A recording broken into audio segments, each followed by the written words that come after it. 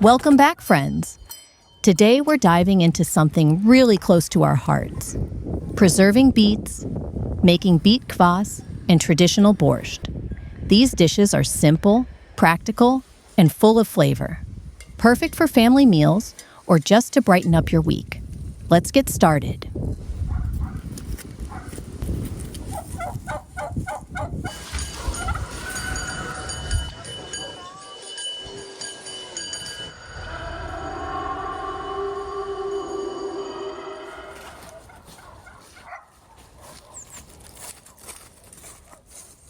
Before we dive in, don't forget to hit subscribe and join our little kitchen family.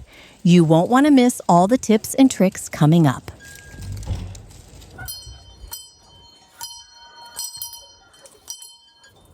All right, now I'm calling my husband.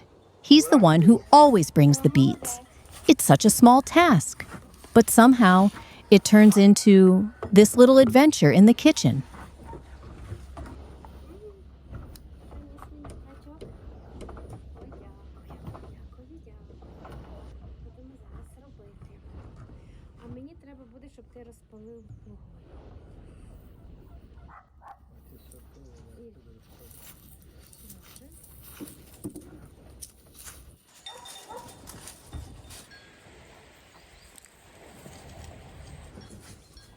Here he comes with the beets.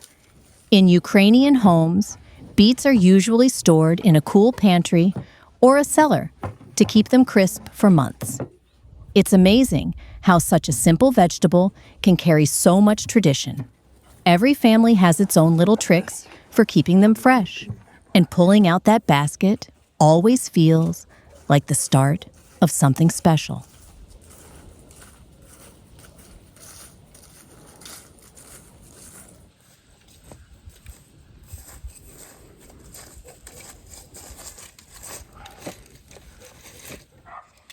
Now he's prepping the stove so we can cook the beets properly. It's one of those things that seems simple, but good organization makes everything smoother. A well-prepared stove, clean pans, everything ready. That's how family cooking stays stress-free and actually enjoyable.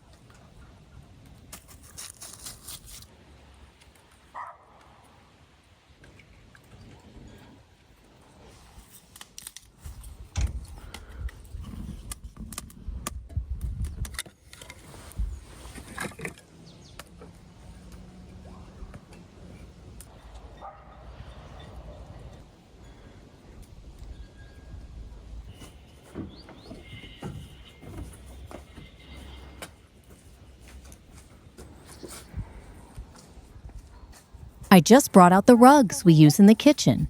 They need to dry in the sun first.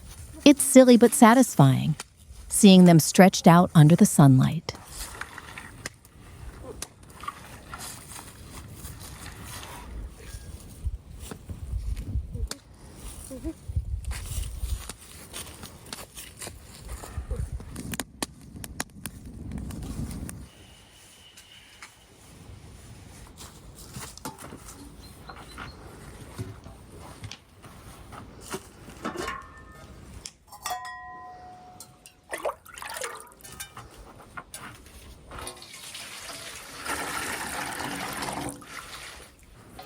My husband is washing the beets now. I usually tell him to scrub them well, but gently. You don't want to lose all that good beet color. Teamwork in the kitchen is just satisfying.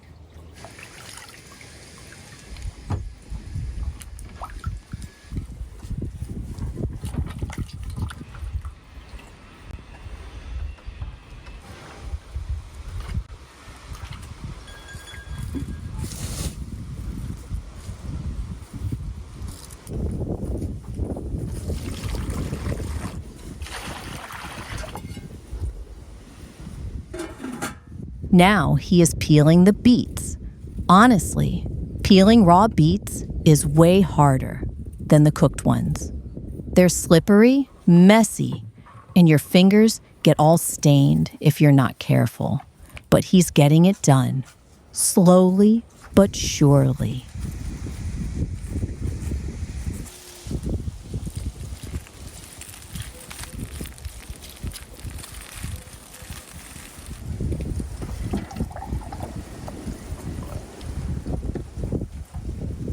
Peeling raw beets isn't fun, but somehow it feels like a little team effort. He's focused, I'm chatting, and we're just getting through it together.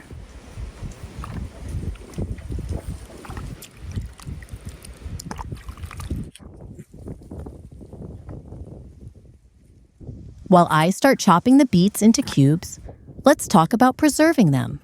Ukrainians have been doing this for centuries, especially to survive the long winters. Back then, families would store beets in cellars or clay pots. So every household had this ritual of winter prep, something we still do today, just with a modern twist.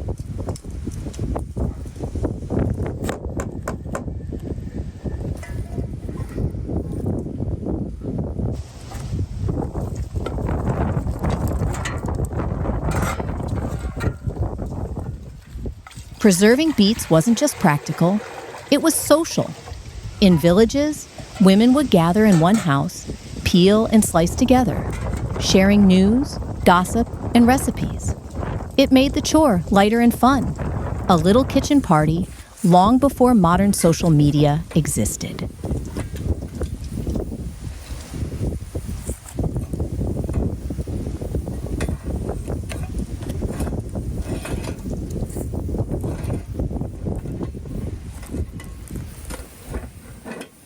Historically, beets were considered a luxury for the nobility in Europe.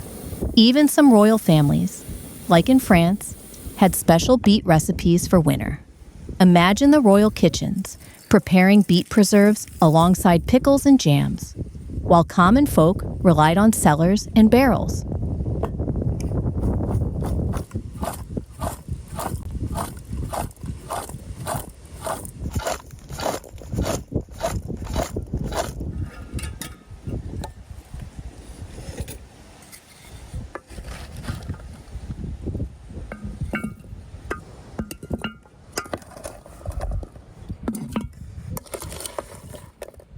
In Ukraine, each region had its own twist.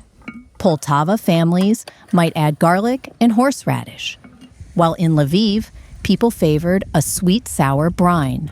Did you know that in the 9th century, beet sugar became a big deal in Europe?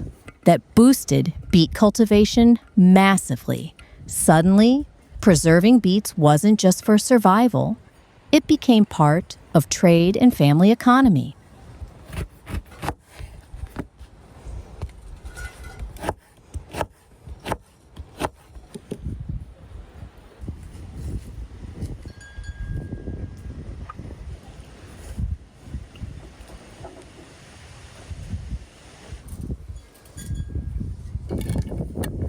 Take a look at this jar.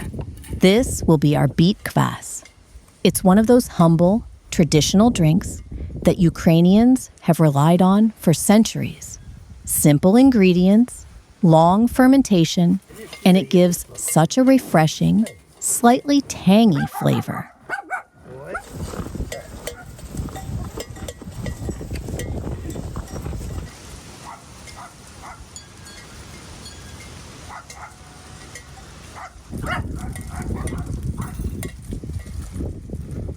Historically, beet kvass was considered not just a drink, but a health booster.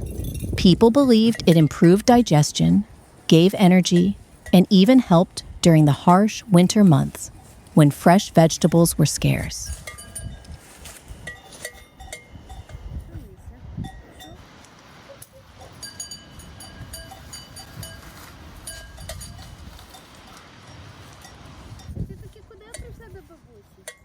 The tradition of making kvass at home goes back generations.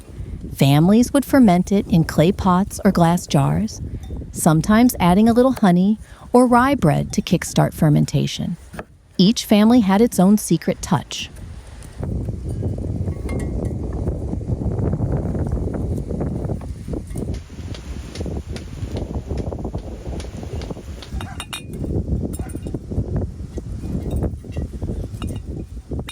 It's interesting that even in royal households in Eastern Europe, fermented drinks like kvass were appreciated. They were considered wholesome, nourishing, and in some cases, a sophisticated alternative to wine or beer for everyday meals.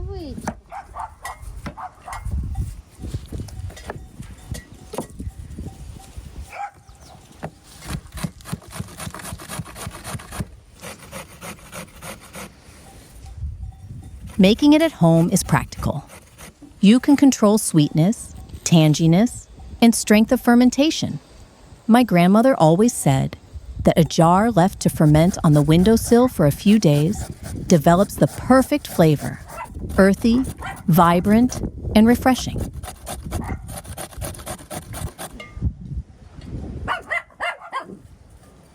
Some noble families in Europe experimented with fancy beet dishes, candied beets, beet jellies, even beet sauces for meat. But the village kitchens kept it simple. Cubes in brine, ready to add to soups or stews.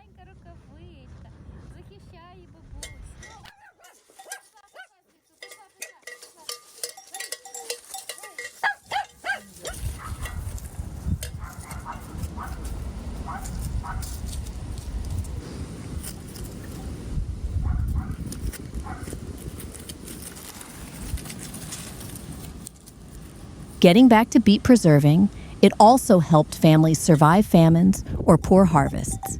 A full pantry of preserved vegetables meant you could eat well, even when outside markets were empty.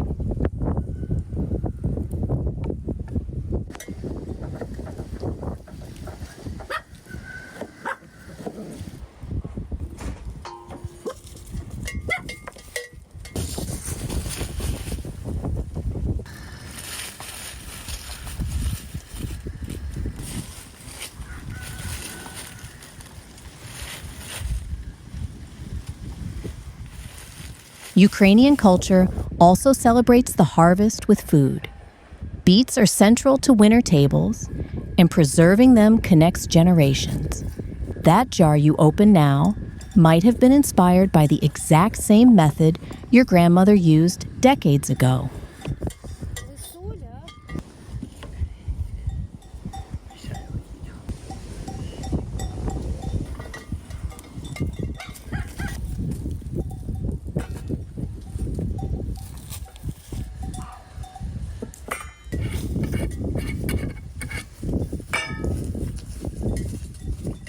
Fun fact, Napoleon's army in the early 1800s noticed that preserved beets kept soldiers alive longer on campaigns than many other vegetables. Those jars were literally life-saving.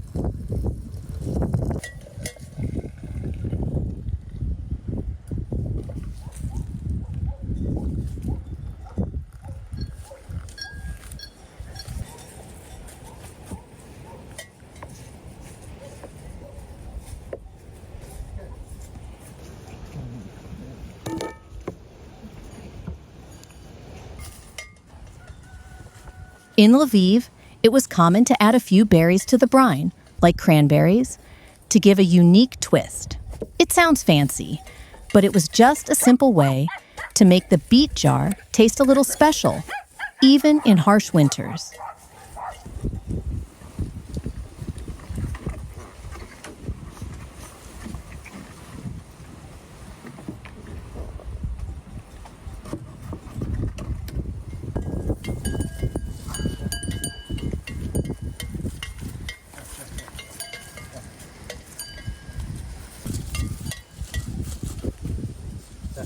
Some royal households in Europe kept beet preserves in special clay pots lined with wax. It was all about keeping the color bright and the flavor intact. Same principle we follow today with airtight jars.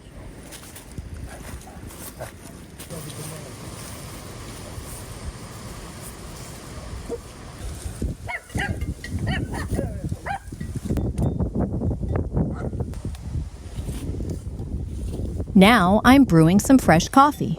Nothing fancy, just the smell of it filling the air and waking me up a bit. We will pair it with simple sandwiches with sausage. Quick, easy, and perfect for a little break before getting back to cooking.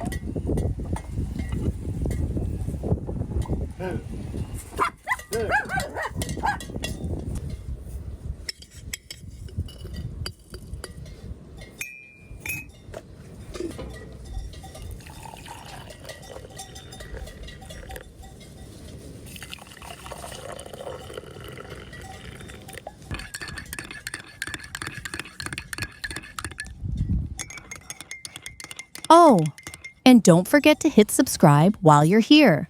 We're sharing all these little kitchen moments, tips, and family chaos, so you won't want to miss what's coming next. Seriously, it's like having a cup of coffee with us every week.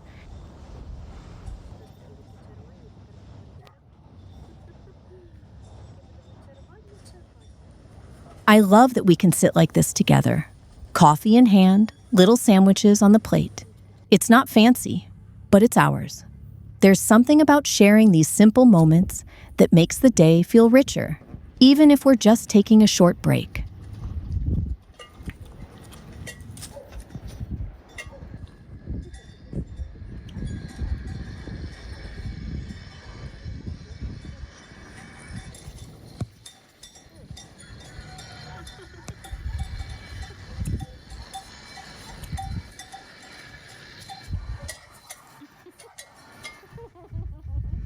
Sometimes we wonder, do you guys have these little kitchen pauses too?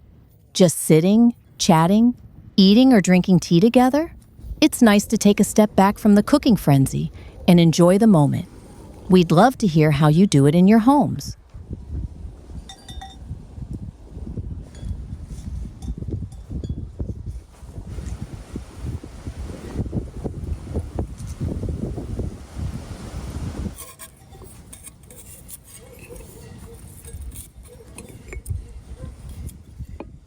Now I'm adding some garlic to the jars with the beets.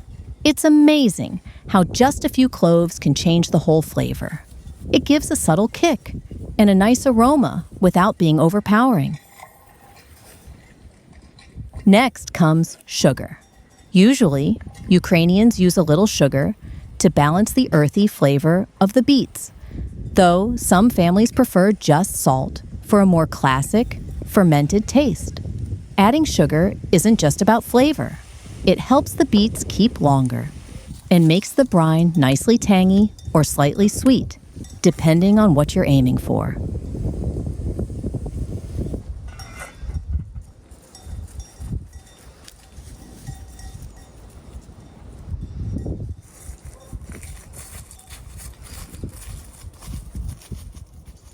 Now comes the easy but crucial part. Pouring boiling water into the jars. You have to do it slowly so the beets don't float too much or crack. A quick tip: leave a little space at the top of the jar so the brine can expand. It might seem small, but this prevents spills and keeps your preserves looking neat.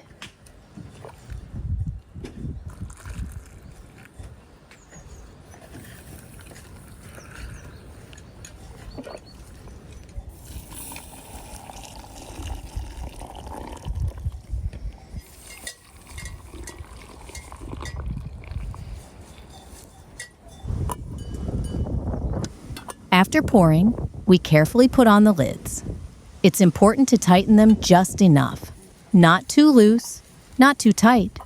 Too tight and the jar might crack when it cools. Too loose and it won't seal properly. Simple steps like this prevent ruined preserves.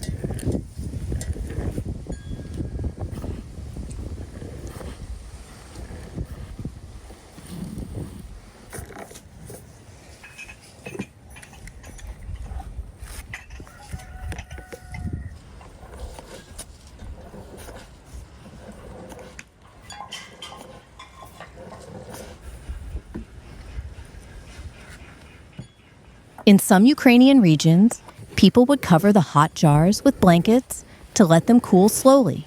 It sounds old-fashioned, but it actually helps the jars seal better.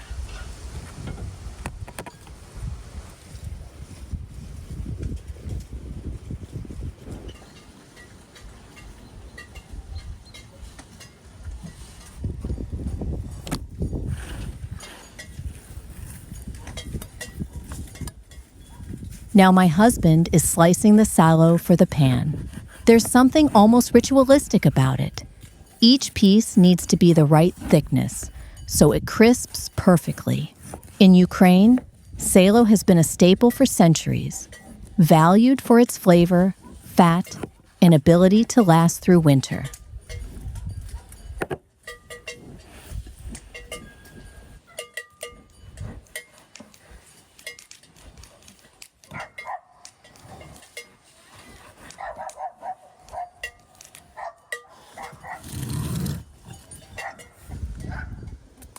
Even abroad, Ukrainian immigrants kept this tradition alive.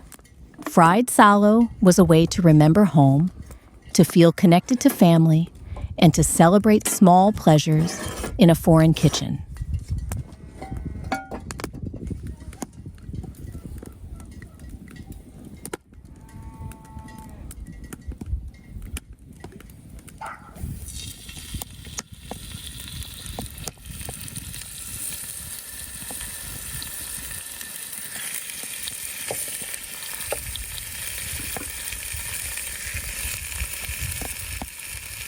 Frying salo until golden brown is more than flavor. It's about texture and aroma. The crackling, the smell filling the kitchen, that's what makes it irresistible. Even in royal kitchens of Eastern Europe, salo was valued for the richness it added to simple dishes.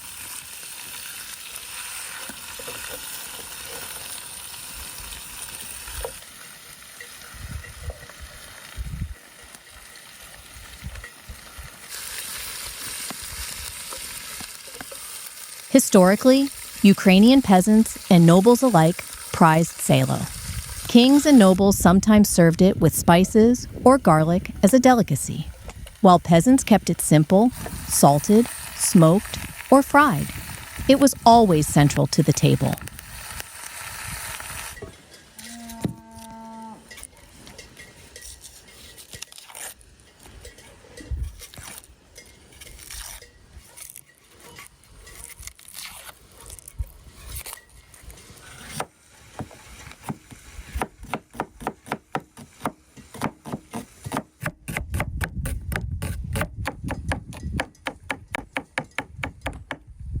Did you know that in some parts of Europe, like Italy and Spain, cured pork fat was also common, but Ukrainians elevated it to a national symbol?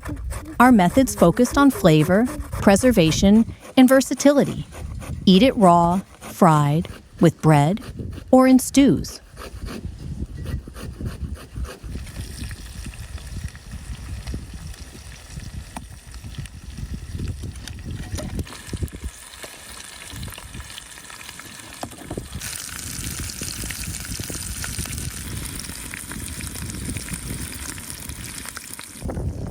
When I was a kid, we'd sneak a piece of fried salo before dinner, and Grandma would shake her finger, laughing. It's these little family moments, salty, crispy, indulgent, that make the kitchen feel alive.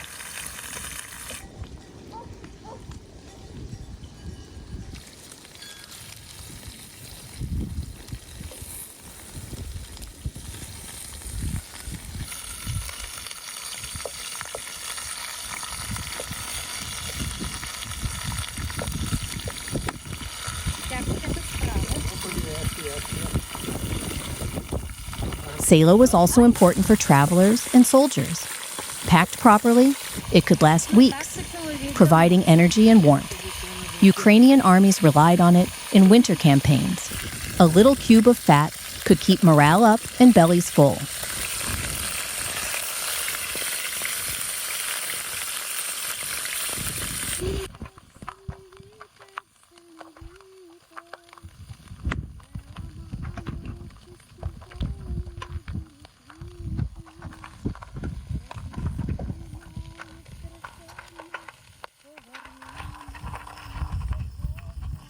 In our house, we love watching the pan sizzle and smell the aroma wafting through the kitchen.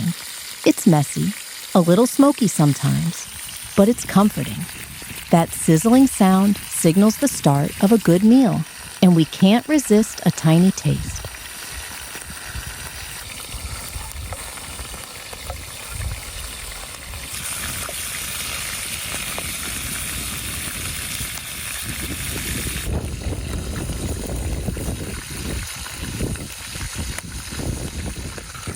Some historical tidbit: during the Austro-Hungarian era, wealthy families sometimes used salo in their kitchens as a cooking fat instead of butter.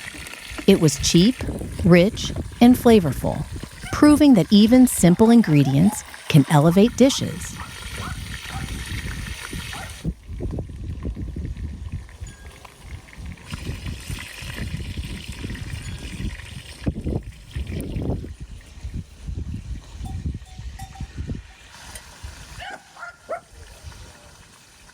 Frying sallow also has a practical side.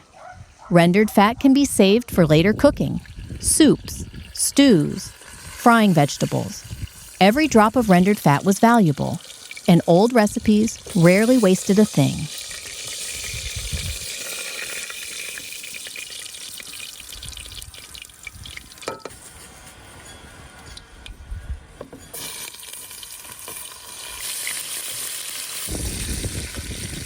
While I've started making the king of any lunch, borscht, I'm adding the beets with onions to the pan. Ukrainians have been making borscht for centuries, originally as a simple peasant soup with whatever vegetables were at hand. It was hearty, filling, and a way to make the most of the harvest.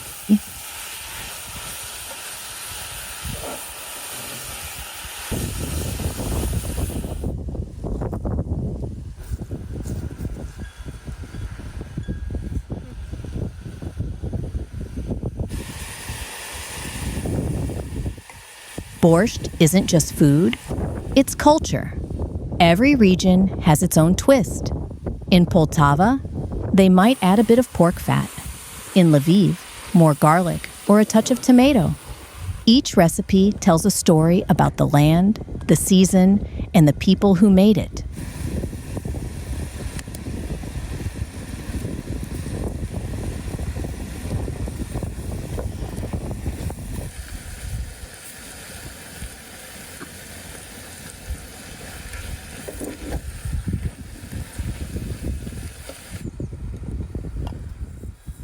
Historically, borscht traveled up the social ladder. Nobles and even some royal families enjoyed fancy versions, with meat, cream, and herbs, served in gold-trimmed bowls. Meanwhile, peasant versions stayed simple, but no less delicious.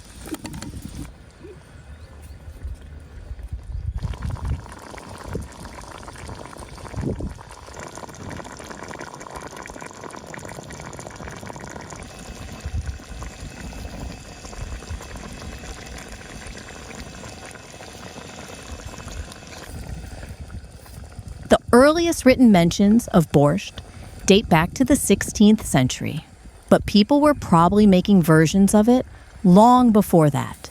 Beet, cabbage, and fermented vegetables were staples in Eastern Europe, so a hot, nourishing soup was a natural invention.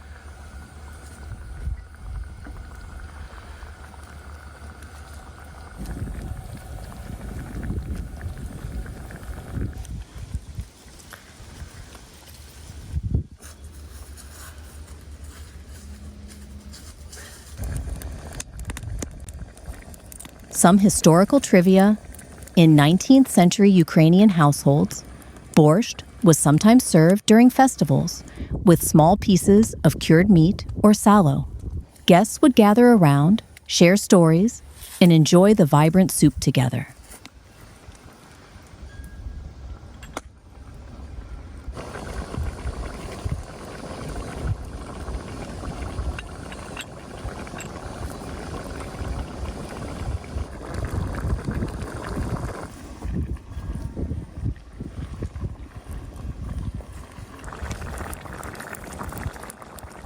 Borscht was also practical. It could feed large families, use leftover vegetables, and last through cold winters. Every pot told a story of survival, creativity, and love for simple, nourishing food.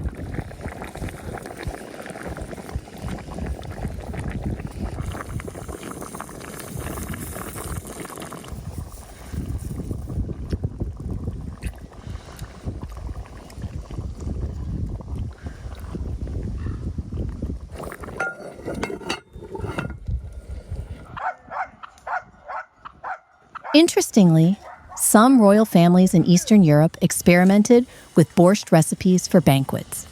They added exotic spices, fancy meats, and even served it with dumplings. The dish was humble in the villages, but could become luxurious in palaces.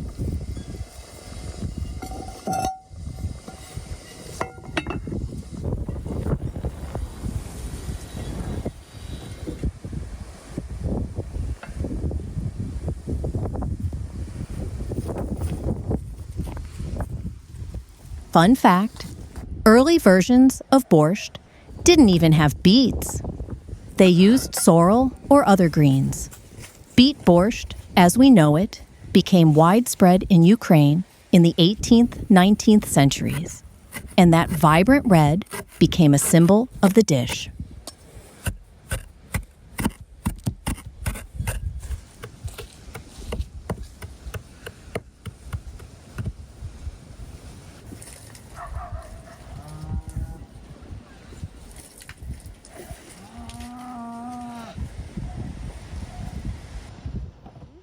The borscht is finally ready. My husband is ladling it into my bowl, and the smell is incredible. Sweet, earthy, and rich. You can instantly tell it's homemade, with every ingredient contributing to the aroma. There's nothing like that first whiff before tasting.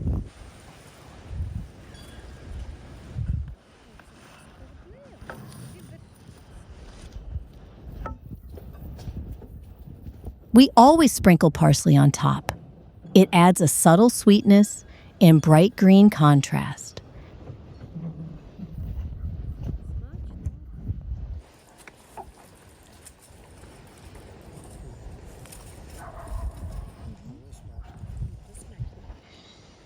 Also, we serve borscht with fresh white bread.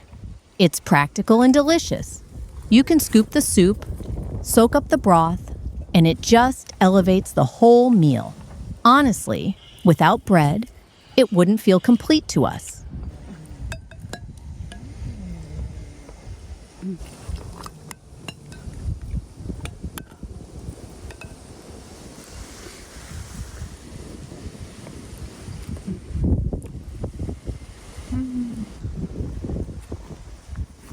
Even just sitting here and watching each other enjoy it makes the kitchen feel alive.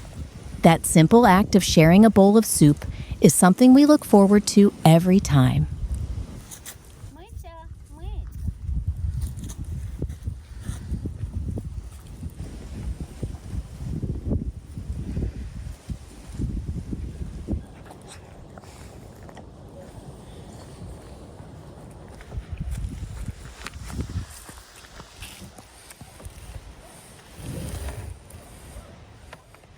Now, I'm pouring us both some beet kvass.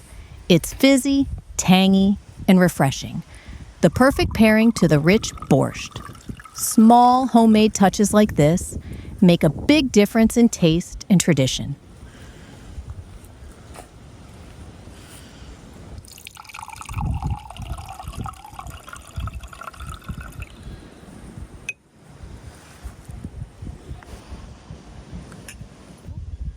Thank you so much for watching and joining us in the kitchen today. Don't forget to subscribe. It keeps you updated on our kitchen adventures, family recipes, and little moments like this. We'd love to have you with us for the next meal.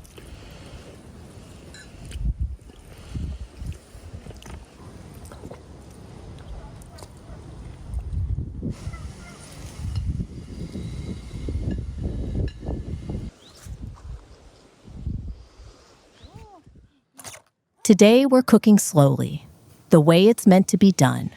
Rustic village food, stuffed cabbage, and a hearty bean soup served in bread bowls. This is the kind of meal that starts with quiet mornings, warm kitchens, and the smell of something good already building in the house.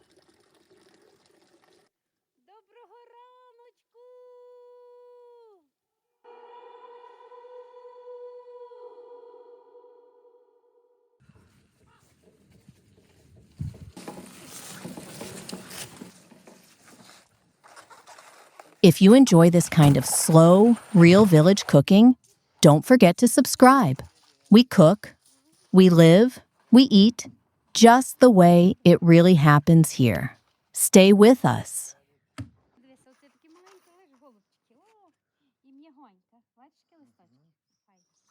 Look at how many cabbages we have. There's always plenty of food around here, always something ready to be cooked.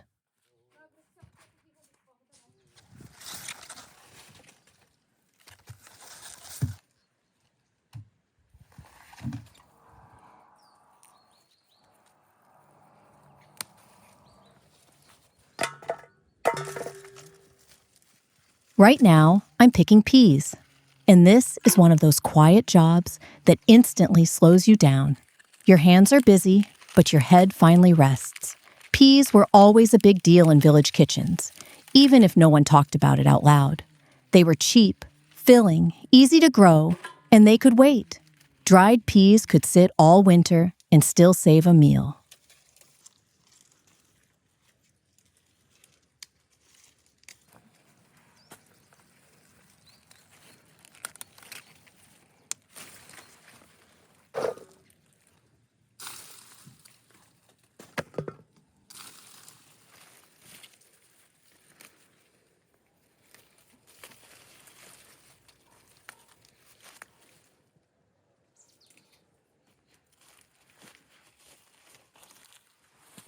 My family always treated peas like something reliable. When there wasn't much else, there were peas. Soup, porridge, thick stews. They fed everyone without complaints and without needing much.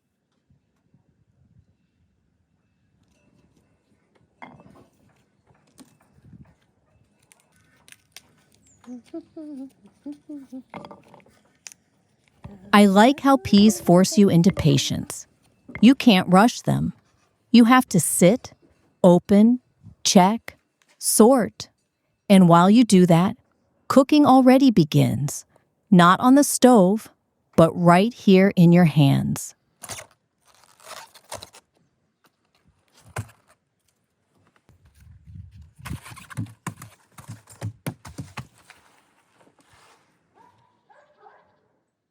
My husband is cutting out the hard cores from the cabbage. It looks simple, but this part really matters. If you leave too much, the leaves won't roll well later, and if you cut too much, the cabbage falls apart.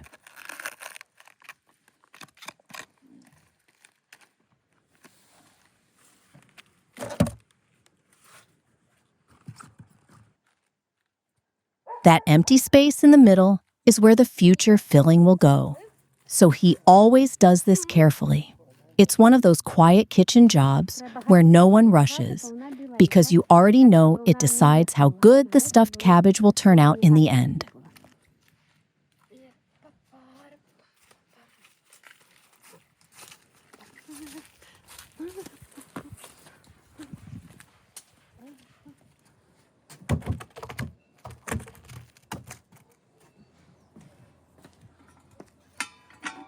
Now I'm heading to the well to get some water.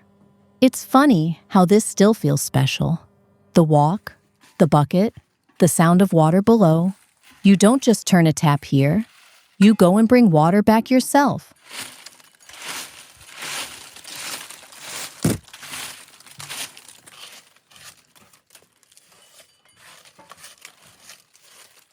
Well, water has always been trusted in villages. People believed it was stronger, cleaner, better for cooking. Soups tasted deeper, dough felt softer, and everyone said you could taste the difference right away.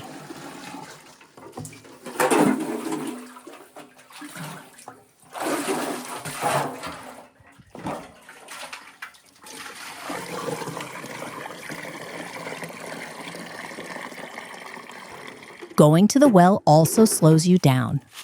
You feel the weight of the bucket, you move carefully, and by the time you're back, cooking already feels more thoughtful, like you earned every pot of food.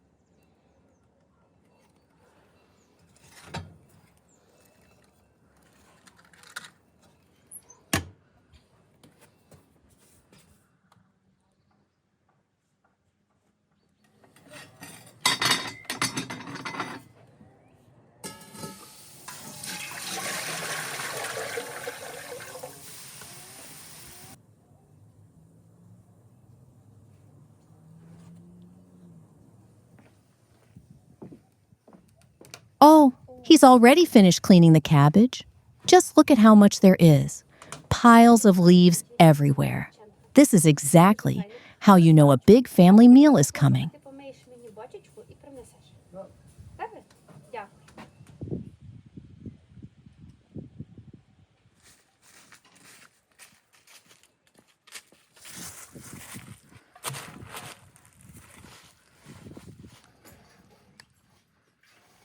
Now he's rinsing the barrel with water. He always does this carefully. Clean barrel, clean taste. It's one of those quiet steps you never skip if you want good food later.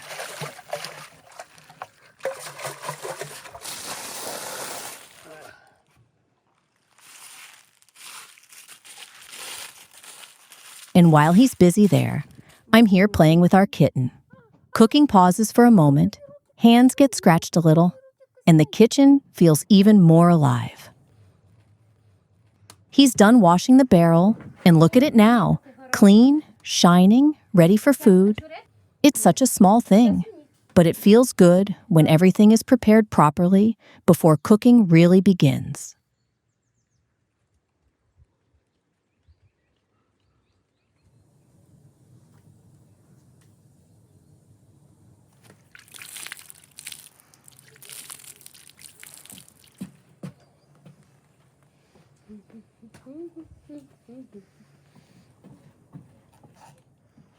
First, I'm carefully transferring all the cabbage heads into the clean barrel.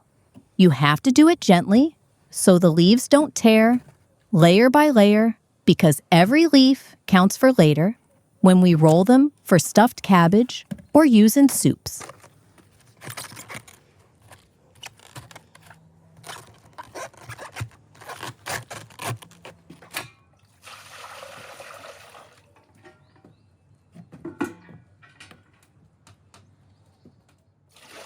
Now I'm mixing water with salt in another barrel before pouring it over the cabbage. This step is crucial. The salt draws out moisture, starts the fermentation evenly, and keeps the cabbage crisp while softening it just enough for cooking later.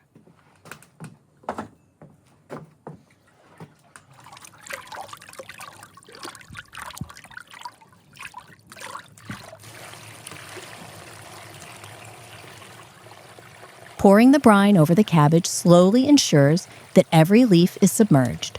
You don't want any pockets of air, because that can spoil the flavor or cause uneven fermentation. It's a small detail, but makes all the difference in taste.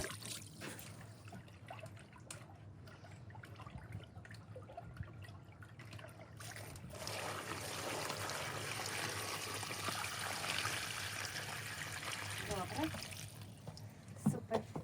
Камінчик мені даш?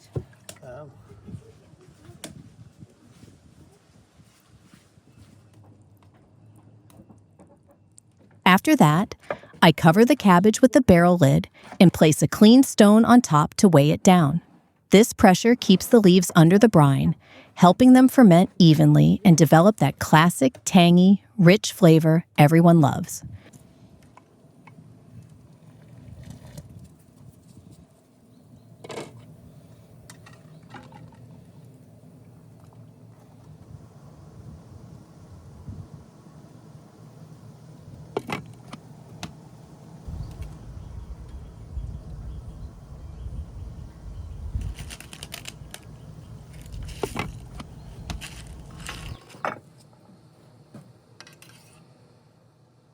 I boil 2 cabbage heads separately in hot water. These will be our stuffed cabbages. Boiling just enough to soften them makes rolling the leaves much easier later.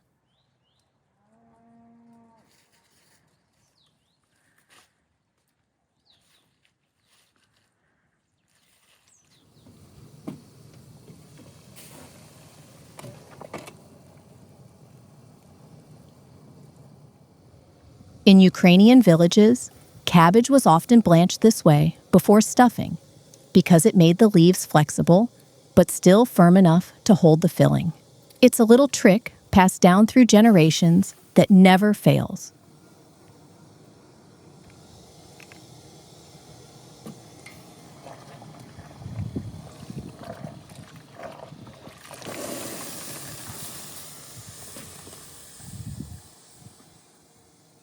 Just look at this beauty.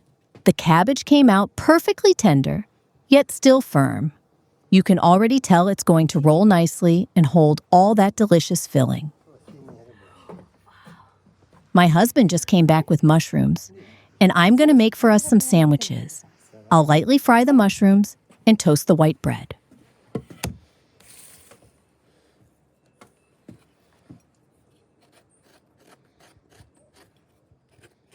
Did you know that mushroom sandwiches have been enjoyed in Eastern Europe for centuries? Simple ingredients, quick to make, but packed with flavor.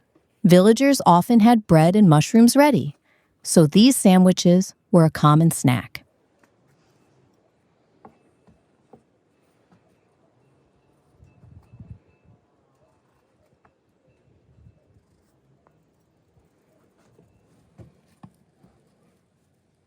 These sandwiches weren't just for peasants. Some variations even made it to royal tables. In Poland and Ukraine, buttered bread with lightly fried mushrooms became a treat for guests during special occasions.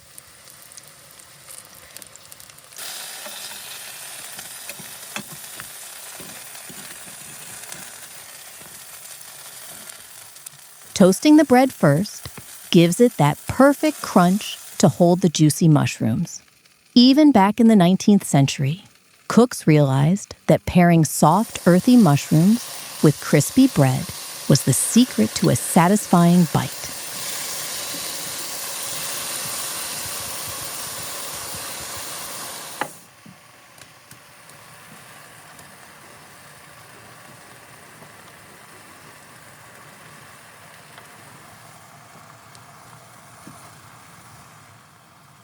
These sandwiches are also a great example of resourceful cooking. You take what you have, bread from yesterday, fresh mushrooms from the forest, and turn it into something delicious. That's village cooking at its finest.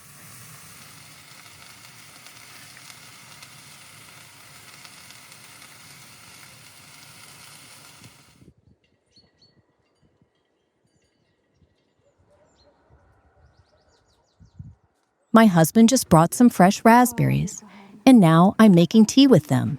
There's something about the smell of warm berries that instantly makes the kitchen feel alive. You can already taste the sweetness in the steam.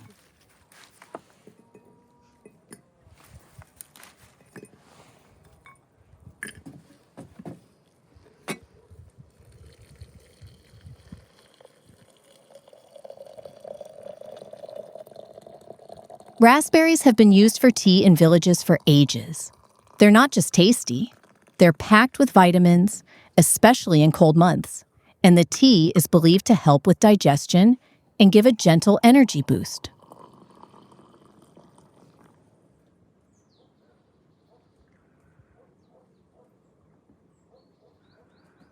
Мирослава, входи на чай.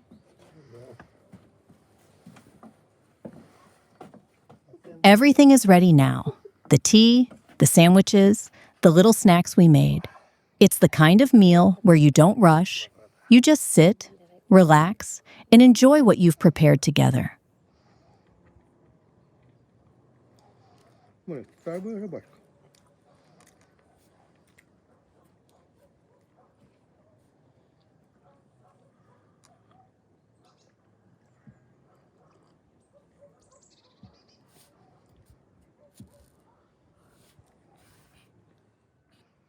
Ah, it's so good.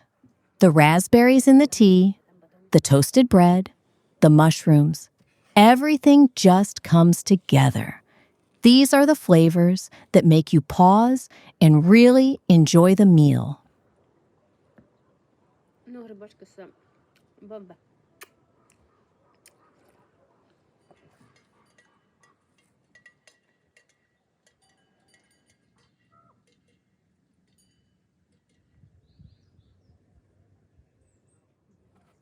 Now I'm chopping the meat for the cabbage filling. It's funny how something so simple becomes the heart of the meal. Ground meat mixed with rice and spices, it's the part that gives stuffed cabbage its soul.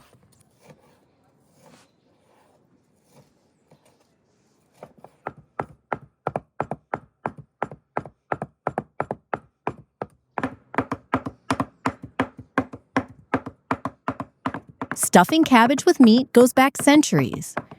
In Ukrainian villages, it was a way to make a little meat feed a lot of people. Economical, practical, and yet incredibly tasty once cooked slowly in a pot. If you're enjoying our cozy kitchen adventures and want to follow along as we make more rustic meals, don't forget to subscribe. Hit that button so you won't miss our stories and all family moments that make cooking feel so special. Back in the day, even royal kitchens experimented with stuffed cabbage. Nobles in Eastern Europe would use different meats, sometimes even adding dried fruits or nuts, turning a humble dish into something special for banquets.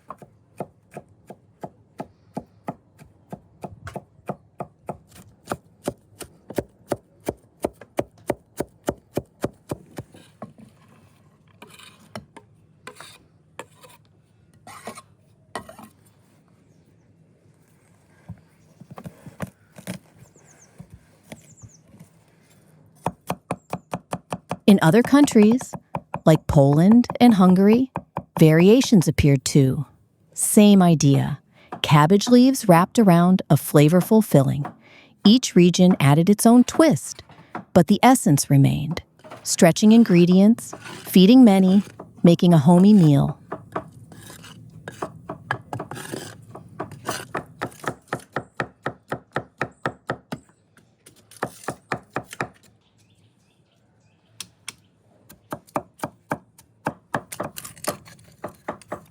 Our family has always done it this way.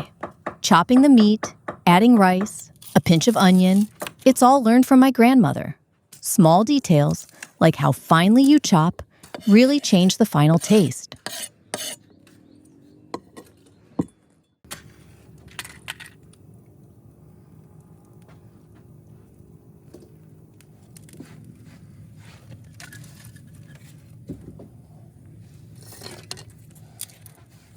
Stuffed cabbage was often served during holidays, weddings, and family gatherings. People respected it because it's a dish that takes time, patience, and a little skill to make it just right.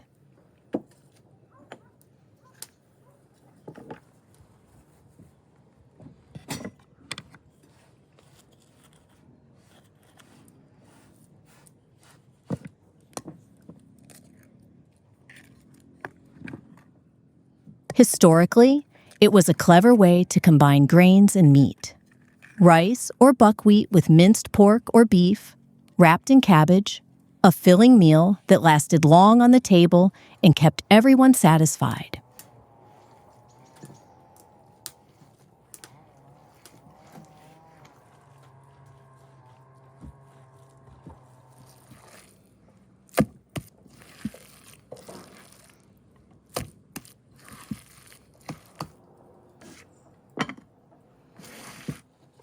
Now I'm taking the whole cabbage and filling its hollow center with the meat mixture.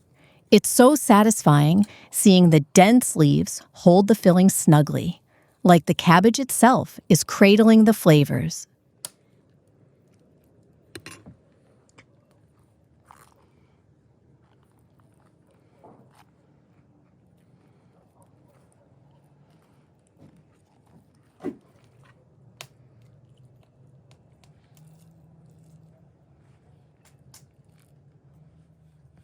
Filling a whole cabbage instead of individual leaves has been done in villages for generations. It was practical. One cabbage could become a hearty meal for the family, and the center could hold the richest, most flavorful meat.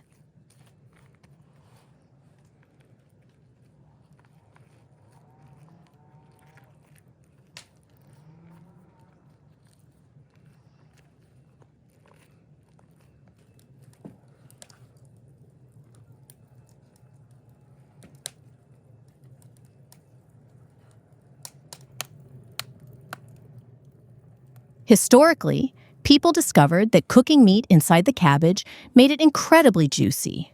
The cabbage traps all the juices and softens just enough to complement the savory filling perfectly.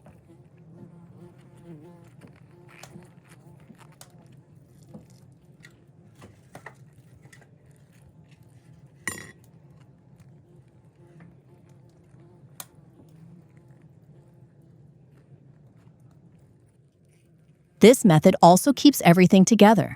No need to roll or fuss with leaves. You just scoop the center, fill it, and later cut slices that already look beautiful and are packed with flavor.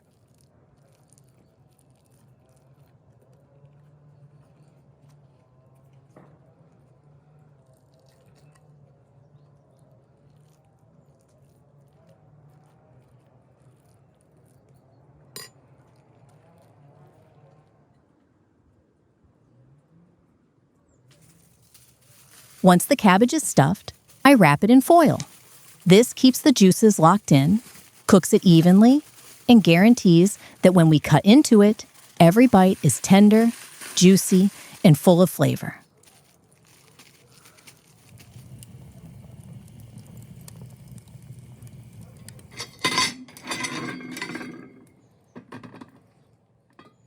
Now we're moving on to the bean soup. It's one of those dishes that instantly feels like home. Simple, humble ingredients, long cooking that slowly fills the kitchen with warmth, and that comforting aroma that makes you just want to sit down and wait for it to be ready.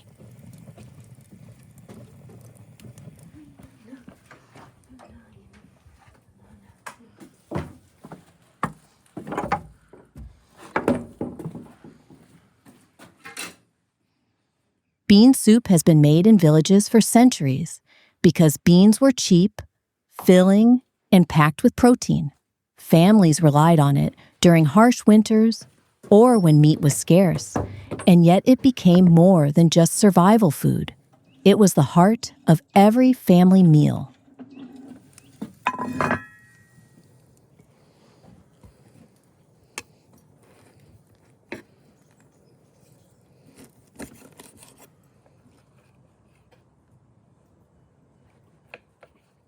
Interestingly, even royal kitchens across Europe experimented with bean soups.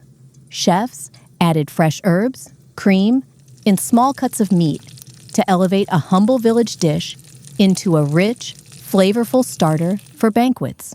Proof that good ideas travel far beyond the peasant table.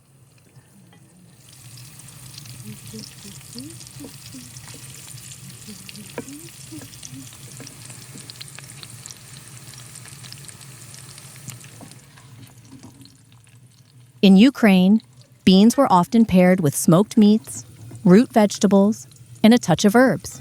It was practical, because everything could come from your own garden or pantry. Yet the soup ended up deeply satisfying, a mix of earthy flavors, warmth, and nourishment in every spoon.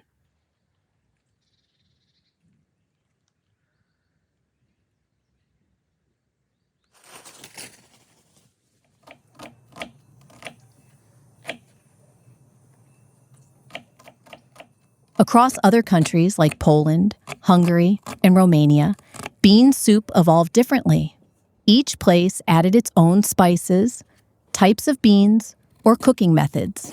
But the principle remained the same: a hearty, sustaining soup that could feed a family and warm the heart on a cold day.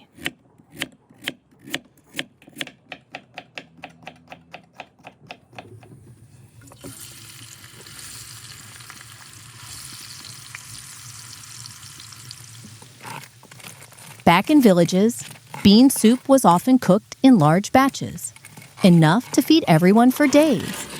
And here's the magic: leftovers only got better. The flavors had time to meld, making the next day's soup even richer and more satisfying than the first.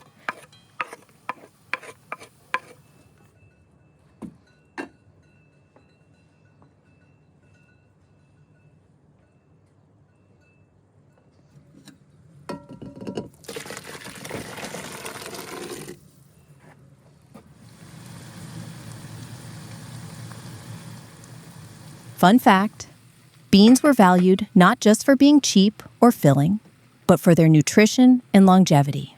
People believed eating beans regularly would keep you strong and healthy, especially through harsh winters when fresh vegetables were scarce.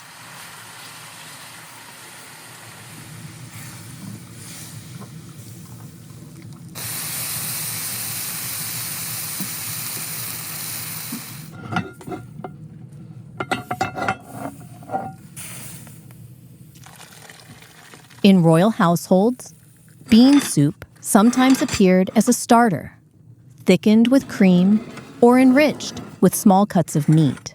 It's fascinating to think that a simple village soup traveled all the way to palaces, reminding us that good food transcends social classes.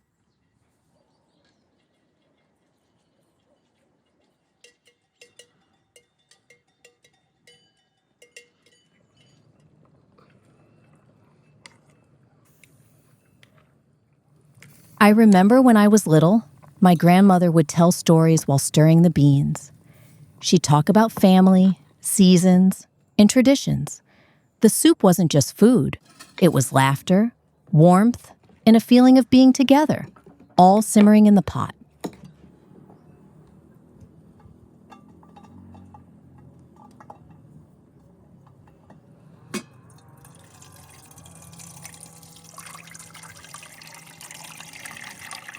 А я і не люблю, але лишенько хотіла.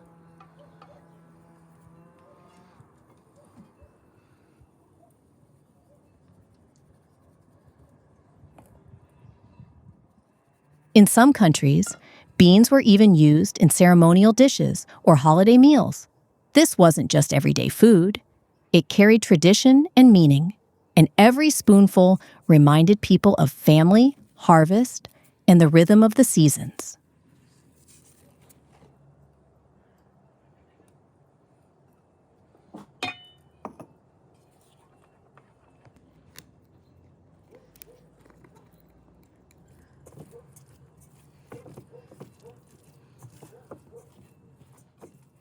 In some regions, bean soup is even eaten cold, seasoned with herbs and a little oil. It's amazing how versatile this humble dish can be across countries and traditions, proving that simple ingredients can carry endless possibilities.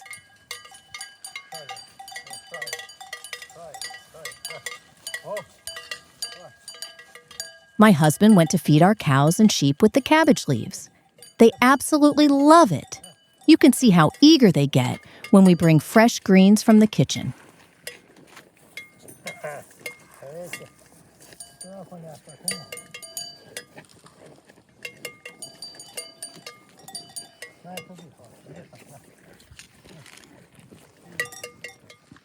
Feeding them this way isn't just about giving leftovers a purpose. It's also healthy for the animals. Cabbage leaves are full of vitamins, and it keeps them energetic and happy.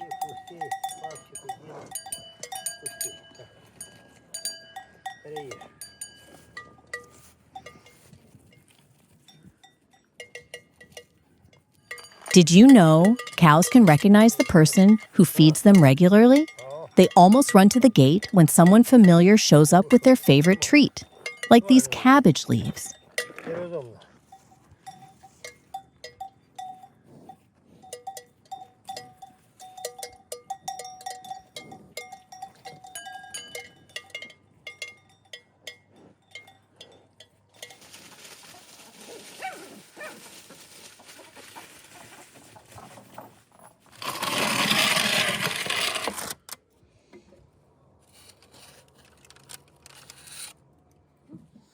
While I'm greasing the bread molds with oil, I'm thinking about how serving soup in bread bowls is such a clever idea.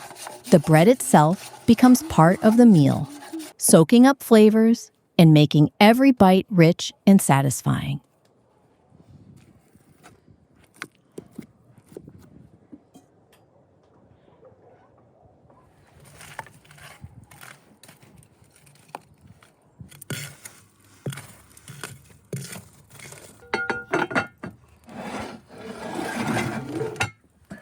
Bread bowls are believed to have originated in Europe, particularly in Germany and Austria, where bakers would hollow out round loaves to serve stews and soups during fairs or busy market days. It was practical, portable, and delicious.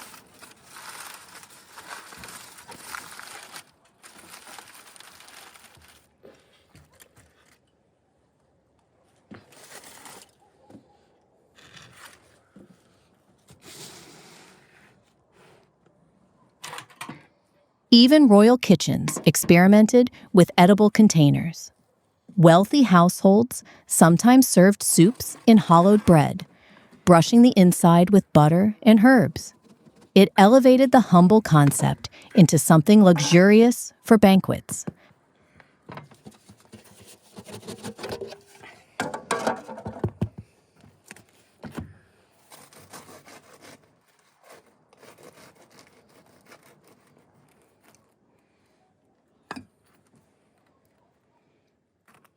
In Ukraine, we love this method because it's homey and hands-on.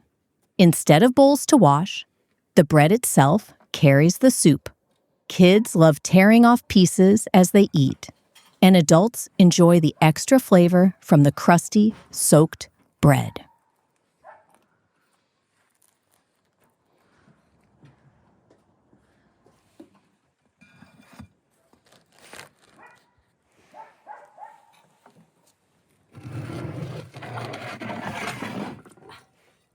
Across other countries like the US, bread bowls became popular for chowders and creamy soups. It's fascinating to see how a simple idea traveled and adapted to different cuisines, from savory stews to spicy chili.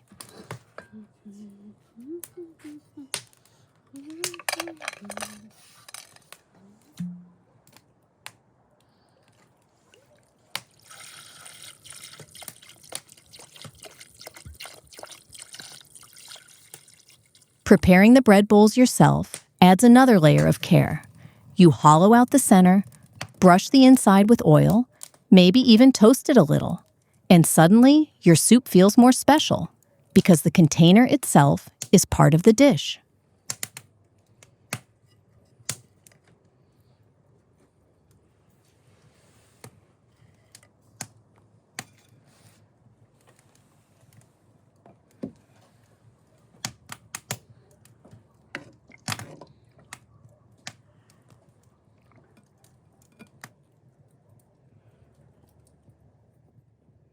Historically, hollowing bread for soups was also a way to prevent waste. If the bread was too hard or stale, it could still serve as a bowl, making every part of the loaf useful while keeping the meal delicious and hearty.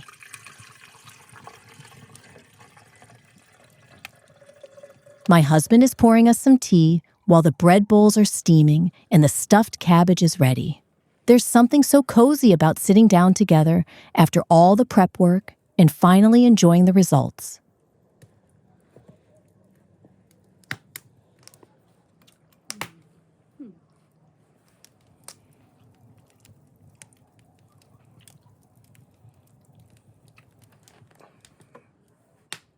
The aroma of the soup, mixed with the warm bread and the cabbage filling, is incredible. Every bite feels like home. Simple, hearty, and satisfying. The kind of meal that makes you slow down and actually taste it.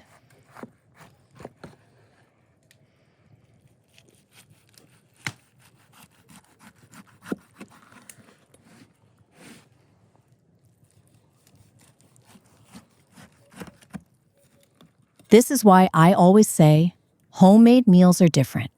You can feel the effort, care, and love that went into every step, even the smallest touches, like a properly greased bread bowl or a perfectly cooked cabbage, make all the difference.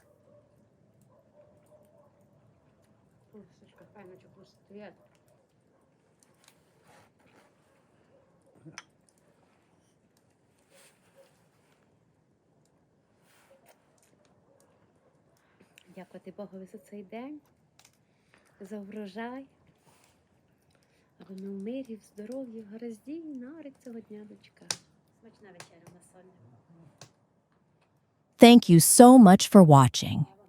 If you enjoyed our cozy cooking day and want to see more rustic village meals, don't forget to subscribe. Every like and comment helps us share these little stories from our kitchen with you.